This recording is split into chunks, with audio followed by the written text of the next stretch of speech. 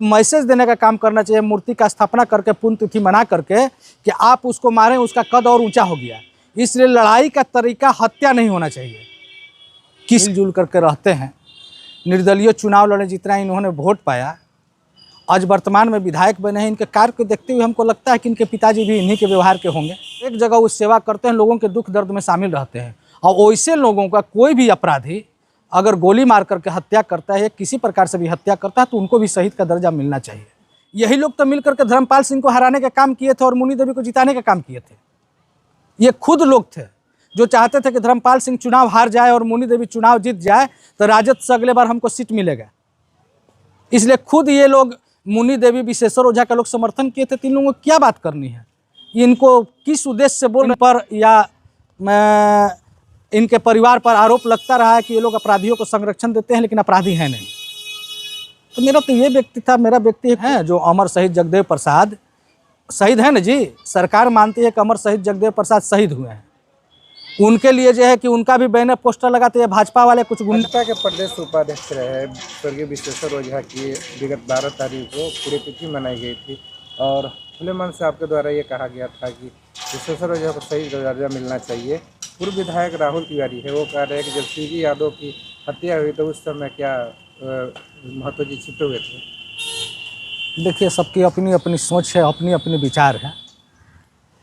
हमने एक बात और उसमें कहा था कि कोई भी सामाजिक व्यक्ति है जो समाज के लिए काम कर रहा है और उसकी अगर हत्या हो जाती है तो निश्चित तौर पर सामाजिक व्यक्ति को भी शहीद का दर्जा मिलना चाहिए।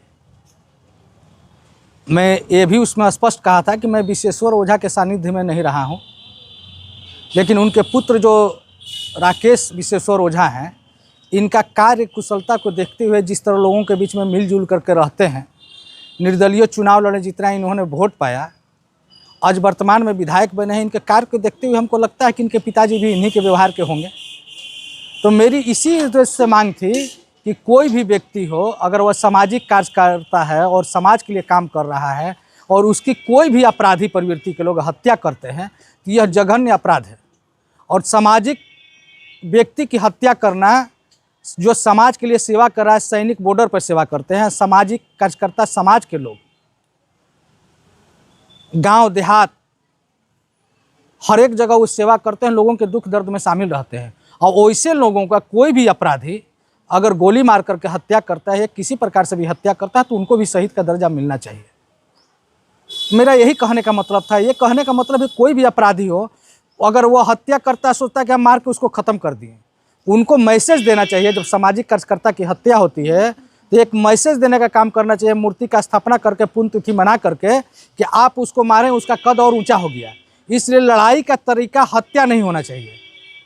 किसका अगर किसी का व्यक्तिगत झगड़ा है या कुछ है, उस बारे में मैं नहीं जानना चाहता हूँ, लेकिन किसी का हत्या नहीं होना चाहिए। अगर हत्या करता है, और ख़ास करके सामाजिक कार्यकर्ता का जिसका जीवन ही समाज के प्रति समर्पित है, तो क्या वो सेना से कम सेवा दे रहे हैं लोगों के लिए? पूर्व विधायक राहुल तिवारी दुर्दांत अपराधी बता रहे हैं। अब वो जानते होंगे, मैं तो इस बारे में जानता नहीं हूँ। मैंने फर्स्ट में ही कहा दिया कि मैं उनके साथ रहा, उनके पुत्र को देखते हुए जिस तरह से पुण्यतिथि में लोगों का जनसैलाब उमड़ रहा है, तो अपराधी के लिए तो जनसैलाब उमड़ेगा नहीं। और एक बात उन्होंने कहा कि शिवजी यादव की हत्या हुई थी तो हम दुबके हुए थे या सोए हुए थे। ये बात तो उनको अच्छी तरह से समझ आती होगी, उनके गुट के लोग।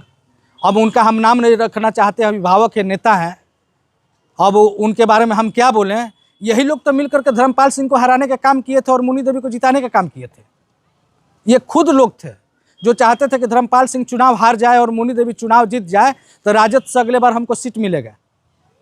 इसलिए खुद ये लोग मुनि देवी, विशेश्वर ओझा का लोग समर्थन किए थे। तीन लोगों को क्या बात करनी है, इनको किस उद्देश्य से बोल रहे हैं हमको समझ में नहीं। मैं तो व्यक्तिगत अपना उद्गार किया।